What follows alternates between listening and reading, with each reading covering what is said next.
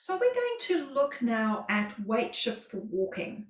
So this is a beautiful way to start working on strengthening the hip muscles. So you'll all be familiar with the bridging.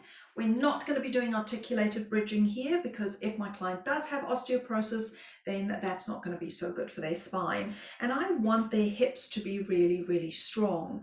So we're going to lift the hips straight up like we've got two crane hooks on the hips. And then we're going to come straight down. So widening the sitting bones as we come down.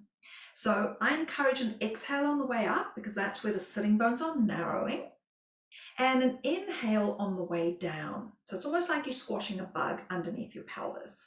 Exhale to come up and inhale to come down. So that's the basic. I think we all know that.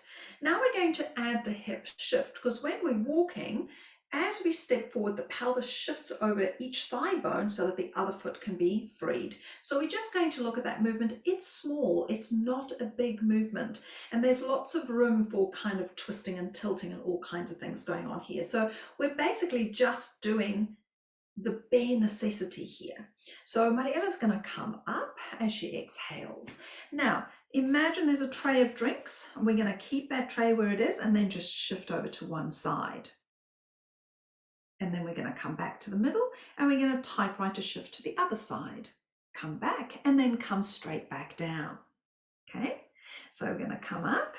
This is always a hard one to grasp. Come over, come back to the middle, go over to the other side, come back to the middle and come down. Beautiful. So we're going to come up. Now, as she goes across, I'm going to ask her, can you feel more weight on that side? Can you feel more work happening at the back of the leg? Yeah, perfect.